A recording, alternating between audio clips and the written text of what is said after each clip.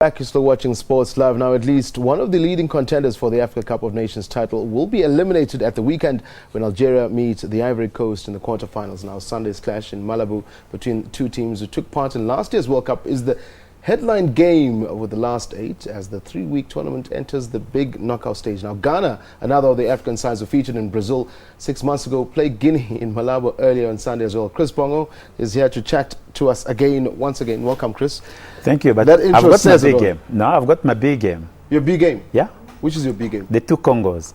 I'm going to get to that because I'm sure that's the one that you're looking at. That's what. Okay, before you carry on, you heard what Bruce said with the tennis. Yeah. Who do you take? Serena anytime. And the men's game? My man. Djokovic. Chris. Anyway, let's speak soccer. Something you really know about. That game on the weekend. I mean, I think the preceding is rightly said. The two Congos. That's probably the one that sets the weekend in motion, so to speak. Hectic football expected. Hectic football. Let's just go to the story of the Afcon before they get the number one. Congo qualifying as the third best. So they did not qualify number 1 and number 2. So they took their chances and all the hand that they had for them to get in the quarterfinal. Yeah. Congo-Brazzaville knocked out by Rwanda. Boriri, who used to play for DRC, was playing for Rwanda. And Claude Leroy, the coach of Congo-Brazzaville, who was the coach of Congo-DRC, told the FA, they went to CAF, they got the case, they won it. Congo-Brazzaville found themselves in the Afcon quarterfinal. Big match. Historically speaking, is a big match between the Diable Rouge and les Léopards. Yeah. It's the two closest capital in the world. Kinshasa and Brazzaville, only separated by the river. So all the stories are there. The people, they are passionate about their football, and if there is a story that they want to see coming good, it is football. But that would be a sad though, seeing one of the Congos come out. It would be nice to actually see him in the final. I think for me that would be fairy tale. But again, speaking about that, there's also another fairy tale story. The Guineas, they're there. Every Afcon, I've got a history of Afcon. Every Afcon got a theme and a big story. The big story of 2015 Afcon was Ebola.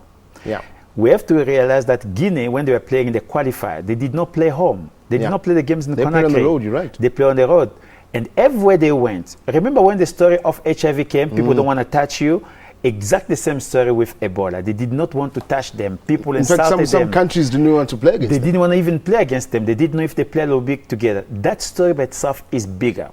When they were going to the Lords, what happened is the Guineans were saying, we're in this football just to bring some hope to our country.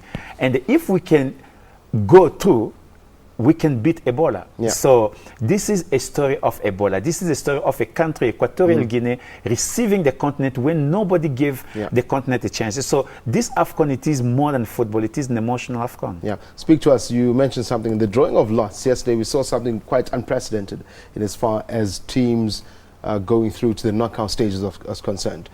We knew it was going to happen, or there's a possibility of it happening. What are your take on the drawing of lots and teams basically, if you're lucky, you go through? I was disappointed. I really wanted all the 4 teams to be in that lot. I wanted the other game to finish 1-1. Listen, people are crying. They're supposed to change the rules. Something's supposed to happen. They're supposed to play the penalty kick. The bottom line is, before you go to any competition, there is what they call competition rule. And this is not, by the way, the first time it happened. It happened before in '86, Cote d'Ivoire, in the same situation with Algeria. So when the 4 teams, they went to the pitch, yesterday, or they the day knew before, the likelihood of what was going to happen. And all you needed is to win your game, you're through. Unfortunately, Mali did not. They had a chance to win the game. They got a good penalty, they give it away. They came back from the 1-1. But at the end, it is a rule. I don't like golden rule, that it was cancelled. The silver rule. I don't like penalty either. I would like personally to have a replay, but the rule of the game stated that if this happens, this is what will happen. The only bad part about it is supposed to happen immediately after the game. Here's a question then. I mean, what we've also picked up now with Afcon 2015 is that there are rules, qualifying rules for qualifiers, and there are separate rules for competitions. Now, every competition, let's take it back to South Africa. MTN Cup does not have the same rule. No, but I'm talking with regards to CAF now. Yes, no. You have the mother body, which is SAFA, who control football in South Africa. Under that, you have the PSL, who control local football. But in that local football, each competition has its own rule.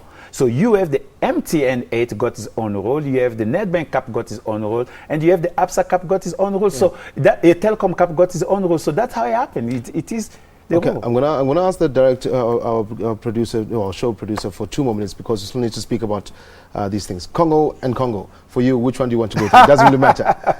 Now, emotionally, I would like Congo DRC to go through. Yeah. And but tactically, the fact that Claude Leroy was in Congo just a year ago, 2 years ago, maybe he knows the mentality. This is the coach who took 8 teams in Afcon, so maybe he knows the soft belly of Congo DRC. Tunisia versus Equatorial Guinea. I'm sure, like a lot of people, I'd like to see Equatorial Guinea. Equatorial Guinea. Well. Yeah, Not I want to see them, they will. Football-wise, they are better than Tunisia. Is it? Yeah. The big one, I think a lot of us are looking for the Ghana to Guinea. Well, I mean, I like Ghana-Guinea as well because I think Bagana, even though... Football-wise, you'll go for Ghana. And the way they scrapped against South Africa, you can see that the motivation was there. They had almost 11 leaders in the pitch. So I'm giving them by default of what happened yesterday because I think an emotional holocaust for the players of Guinea Conakry.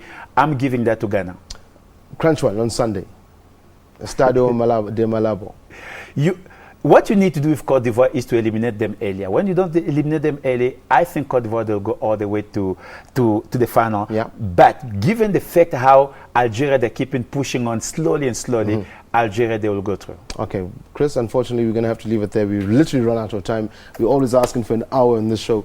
We'll chat to you again sometime next week as we get to the serious end, semi-final and finals. I'd like to have you here to have your views and as far as that's concerned.